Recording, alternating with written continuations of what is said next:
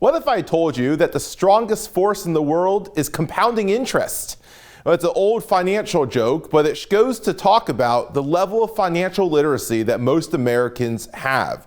Whether it's high or low, finance affects every one of us. Understanding how finances work is imperative to living prosperous lives for ourselves, our families, our communities, and yes, even our government. So how do we learn financial literacy? What impact will it have? And what are some programs available to the community? Gabe Rendon is the founder and executive director of the Financial Literacy Center of the Lehigh Valley. He joins us today to break down those questions and more. That's all coming up right here, right now. I'm Sam Chen, and this is Face the Issues.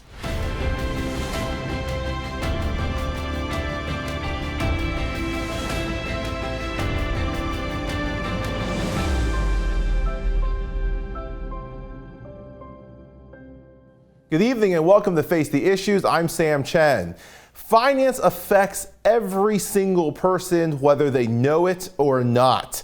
Whether you have a ton of money in your bank account or you're checking your bank account to make sure you can make a purchase, everyone has a financial literacy level. But why is this so important? And how can we get better at it? Gabe Rendon is the founder and executive director of the Financial Literacy Center of the Lehigh Valley. He joined us in season 1 of Face the Issues, and he is back. Gabe, welcome back to Face the Issues. Thanks, Sam. I appreciate the invitation. I'm excited to update everyone on what we've been working on and what we're doing. Yeah, it's great to have you back. Now, a bit of an update for our viewers. Gabe, last time you were in studio with us. Where are you coming from today? I am coming from the Woodlands, Texas, where I reside now. Luckily we have a powerful board, working board in the Lehigh Valley and volunteers in the Lehigh Valley to help me continue to give back to the community that I was born and raised in. Yeah, one of the things that we talk about a lot with finance is that it is universal. If no matter where you go, you're going to be affected by finance, and I think you're demonstrating that going to Texas does not change the importance of financial literacy. Gabe, let's start from the very, very top, talking about the idea of financial literacy. How would you define that term? Sure. So financial literacy is understanding your relationship to money, basically learning and understanding what it takes for you to go from where you're at today to where you want to be, understanding the steps that you need to take to reach your goals. So what we did was we decided to focus on teaching adults in the Lehigh Valley, because there are thousands, tens of thousands, I would say, of financially illiterate residents in the Lehigh Valley.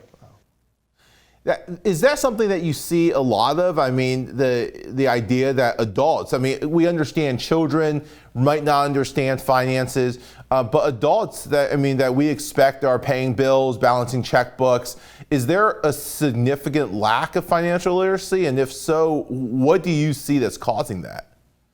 Yes, sir. There is a lack, and the reason why I was motivated to launch this in January of 2017 was because anytime I spoke with members of the community about financial literacy, I heard one of two things. I either heard someone saying, "We don't learn this in school," right?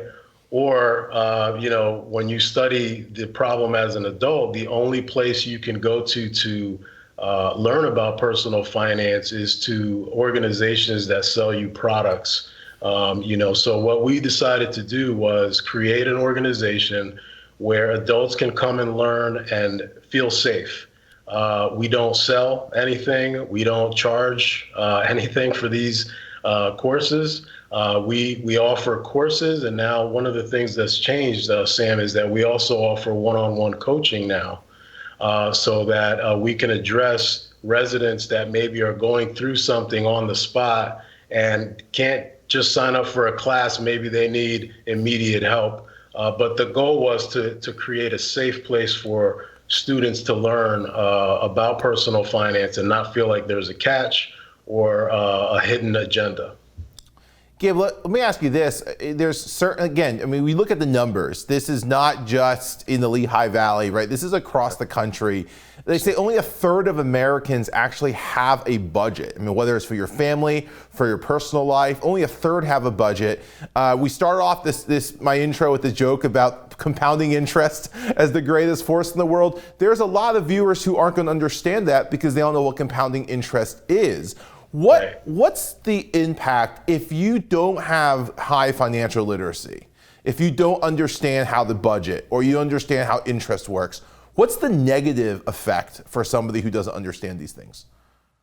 Well, you open yourself up for a lot of pitfalls. There's a lot of risky opportunities out there. There are a lot of, our economy is built on the consumer. And so there are a lot of sales companies, trying to get you to buy their products and use credit to do so. And so it just opens the door for negative behavior that affects a financially illiterate person for decades because they have a hard time learning and managing their debt. They have a hard time learning what to do to get out of that. Sometimes working harder and working more hours is not enough. You need to have other strategies. And so what we do is we have an 8-week course. It's 12 hours of education. They're 90-minute lessons. And we start from very basic foundational items. So it's easy enough for anyone to start. But we get into more complex items for those students who are already searching and learning and, who want to learn more advanced items as well. So your program does is you go to the very beginning, right? You begin by assuming that somebody knows nothing, and you kind of walk them through the basics. And as they go through the basics, they get walked into more advanced topics of finance. What's the impact that you've seen? I know you've taught a number of courses to high school students, to adults in the community. Over these years, what kind of impact, what kind of improvement have you seen? Well, aside from the change in knowledge, there's a change in confidence. We noticed that students are more willing to continue to learn and take advantage of some of the things that maybe they were afraid of before, maybe their 401k at work, or maybe they were more interested in considering starting a business now that they have a little more understanding of their personal finances. But I'll admit that, and you would know this as well, Sam, being that you're in education, but you also have done work in the financial world. It's just because someone knows personal finance doesn't mean they can teach a group of people. Teaching and banking or financial advising are two totally different skill sets. And so what we did was our organization works to combine those two worlds together. And I say that because, to your point, our course was developed, between myself and another gentleman. His name is Paul Jensen. So he has 40 years of business experience. He was the CFO of an investment bank at one point. He's a CPA with an MBA, and he has a master's degree in education as well. So what we did was we created a course that we can train teachers to teach. Again, so if we look at it from the other side, not every teacher knows personal finance to the degree that a financial expert would know. So what we're doing is bringing those two worlds together so that we can provide quality content and provide it using the best practices in education as well. Our courses are deliverable virtually or in person also, by the way. Gabe, one of the things you mentioned was the level of confidence. This is something I think I have underestimated in my career. The idea, I think, that knowledge is everything, but really knowledge delivers a level of confidence. And I understand what I'm doing. I understand how this works. I went through this process when I was a financial advisor. Once you understand how the markets work and how the interest works, suddenly I was not just confident in helping others. I was confident in managing my own portfolios. Sure. Talk to me about just the change that you see in some of your students. If they come in debt perhaps, or not knowing what the budget is, what are they now freed up to be able to do with this newfound confidence? Well, they're able to set goals that are achievable. And again, with the help of our coaches, then they can take steps, practical steps towards reaching those goals. And again, just the change in outlook, very often people who are going through financial hardship wind up ignoring the problem, because it's such a tough thing to go through, that the more you look at it, the less you want to look at it. So, just giving people hope. I would say hope that there's a way, that this is not too difficult to do, that it's reachable to succeed, and then obviously it's part of our story. It's part of my life. I grew up poor, and because of financial literacy, I was able to just do a lot better, get out of, the neighborhood I was in, and continue to transform my environment. And I think that's what most people are looking for. Gabe, one of the things we talk about a lot is, or we hear a lot, is that to be wealthy in this country, you have to be born wealthy. And if you're born poor, you stay poor. My colleague Michael Strain at American Enterprise Institute has a study out recently saying, that it is easier to stay wealthy if you are born wealthy, but there is actually a decent percentage of individuals who are born into great wealth and then in one lifetime end up in the poorest percentile in America, and vice versa, that there is a decent percentage of individuals who are born poor and can achieve that dream. You're saying that this is very much your journey, and how much has that affected now what you're doing and helping others on that journey? Or what do you tell them if they come in with those doubts? Yes, well, just a couple of little tidbits that I can throw out there. One of the things that I tell our students is I've met individuals who are horrible at math, but they're very good with money. And then on the flip side, I've known folks who work in industries that are highly technical, that are professionals. They've, gone to many years of college, and they're horrible with money. So where you start and necessarily being smart, doesn't necessarily translate into having more money or less money. Really, these skills are skills that anyone can learn and put into practice. As far as the starting point goes, I think that there is a lot of psychology attached to finances and personal finances. It's not just numbers. And so that's something that we care about a lot. We think a lot about that in our courses. Just because someone's poor, for example, doesn't mean that they're not good with money. Just because they make low income is really what I should say. Just because they're at the lowest part of our income scale doesn't mean they're not good with money. And just because someone earns a lot of money does not mean that they are good with money, right? You threw out some statistics. A lot of people don't know that 25% of U.S.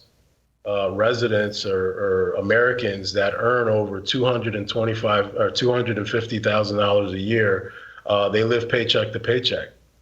And so the level of income does not necessarily equate to, how much financial literacy you have. Yeah, that's a great illustration. Gabe, we're going to cut the break. When we come back, I want to talk a little bit about some of the other aspects of your program, as well as just some advice for those who are getting started. And maybe we can clarify some terms and demystify the world of finance a little bit. So don't go away. We'll be right back. Face the Issues is produced and recorded in the studios of Lighthouse TV. Positively different.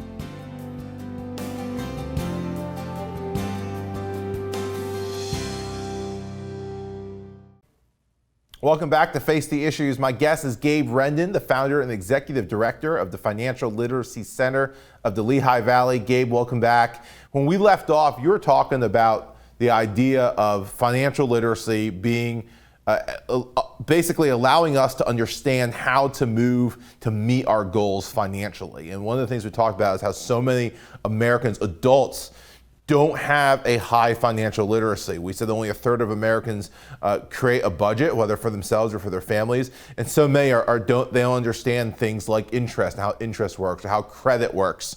I remember when I was a financial advisor having somebody who said that they had some $3,500 cash on hand, and it was their credit limit. And so conversations like this that I'm sure you're used to. Gabe, I wanted to demystify, especially for our viewers who are watching and saying, I don't even know where to begin. I want to demystify some of these things. Let's begin with the idea of a budget. Why, and this is one of the early things that you talk to your students about, why is budgeting so important? Well, budgeting very often is looked at as a restrictive function, right? Like a lot of people, when they hear the word budget, it does not sound like a positive thing to do to them if they are freewheeling, fun-having people and they want to enjoy their money. They feel like a budget is going to keep them from doing the things that they want to do, when in fact, a budget simply allows you to align your money to meet whatever goals you have. And so, if you value something and you worked hard for it, then you should focus your finances in that area, and no one else should be able to judge you. We do not condone education that sort of makes people feel bad for their decisions. At the end of the day, you work for your finances. If you want to spend it on whatever you want to spend it on, that's fine. But budgeting allows you to at least understand, what am I sacrificing in order to do this activity that I want to do? And so we focus on trying to teach these students how to budget, but we also try to help them understand, the psychology around it and the importance of it, and how it aligns with the other goals that they may have. So budgeting is you're suggesting we see it less as a restriction and more as a order, a pathway to achieving the things that we want to achieve. See it as a tool as opposed to as a restriction. Yes, it's an empowering tool. It allows you to understand where you are at today, so that you can make adjustments and get to where you want to get to tomorrow. It allows you to figure out timing. If there's something I'm saving for and I'm saving X amount of dollars per month, how long is it going to take me to have the money that I need? So that's timing, right? And timing is extremely important when it comes to finances. When you buy something, when you don't buy something, it's all very important. So all of these characteristics are a part of budgeting: timing, saving, goal setting, et cetera, et cetera. Yeah, the other term I think that creates a little bit of just pause is interest. And again, we've been joking about this idea of interest. I've heard you say before that interest can work for you or against you. And when we talk about investments, whether they're mutual funds or annuities and all these different fancy terms, is really coming down to a question of interest rates. But then you've got interest rates on credit cards, as you would say, that works against you. So help us demystify the idea of interest. There's a lot of people who will have a savings account and they won't invest because of fear of interest. What is interest? How does it work for you? And what are the caveats of it working against you? Well, and you mentioned compounding interest, which is really the key, right? And compounding interest is when you earn interest on the interest that you've already earned, right? So it just continues to multiply itself. And so when you borrow money, that multiplication is working against you, because the person earning the compounding interest is the bank, is the lender. When you invest your money and you allow it to compound and grow, it works in your favor. And the key to both is timing. There isn't a loan out there that isn't based on time, right? It's either a 5-year loan, a 10-year loan, a 30-year mortgage, whatever.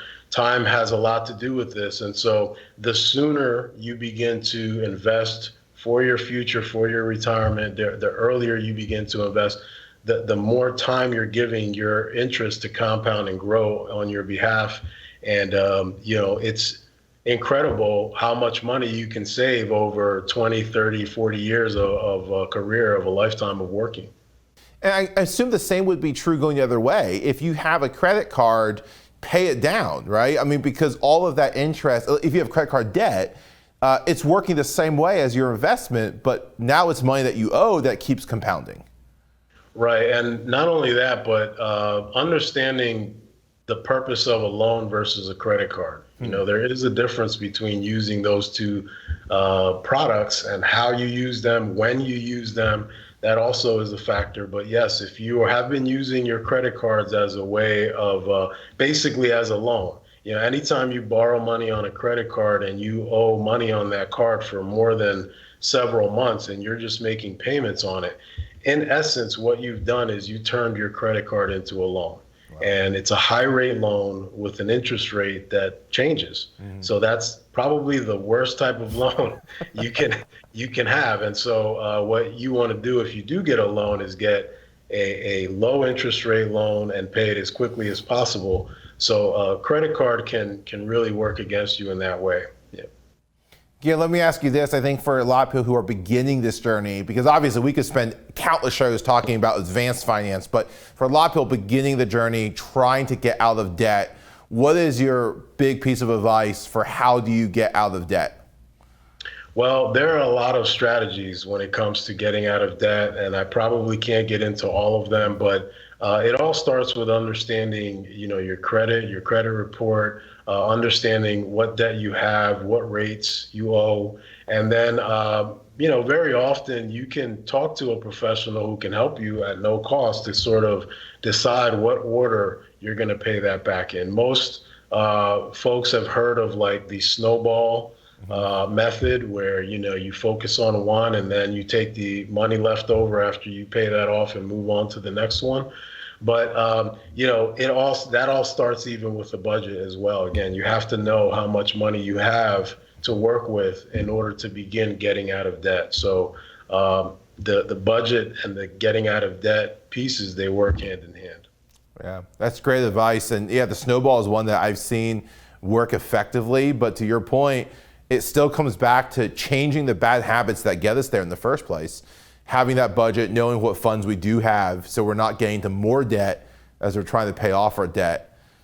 Yeah, and you know what I've learned is that when you set positive goals and that's your motivation to budget, you're more likely to budget than if you're budgeting because you're in a jam, right? So again, budgeting and looking at that as an empowerment tool, a way for you to reach your goals, that's going to motivate you to sit down and actually do it. No one wants to do a lot of math, you know, for several hours a week, right?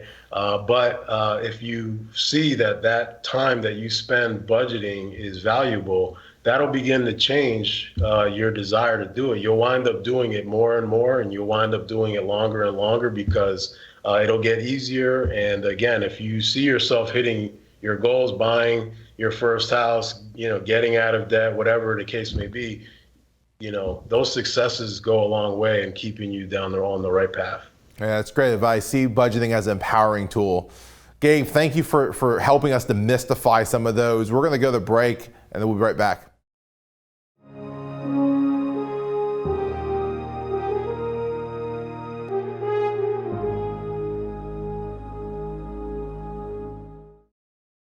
Welcome back to Face the Issues. Gabe, thank you again for joining us. And as we close out, I want to go back to talking about the FLC LV. You guys have been around for 5-6 years now, but you're continuing to expand. You're bringing in more students. Talk to me about what you hope to do as you move forward. Yeah, so by the beginning of next year, we want to have taught at least 300 students in the Lehigh Valley, reached them, impacted them either with courses, coaching. We also do seminars for other nonprofits and their staff and their clients. And in order to do that, we need to raise money to do that. So one of our goals is to raise $120,000, which will allow us to not only provide more courses, but also to translate our material. As I'm sure our audience knows, we have a large Latino and Arabic community. And so I want to encourage all of you listening or all of you watching today that to support us. If you care about increasing the level of financial literacy in the Lehigh Valley, and you specifically care about helping out Latino and Arabic speaking residents, this is an opportunity for you to partner with us. A $400 donation will cover an entire course. A $50 donation will cover a lesson. So you can, go to our website and find out more information on how to donate online, which is really the fastest way to do it. Yeah, that's incredible. 300 more students, and I love that you're diversifying and you're really meeting the needs of the community where they are. Gabe, when you started this was one of the central points, central focuses of this organization. You said it's something that can be copied across the country in the sense that you can take it and tailor it to the needs of a specific community. I'm assuming that's still the vision, that's still the work that you're doing.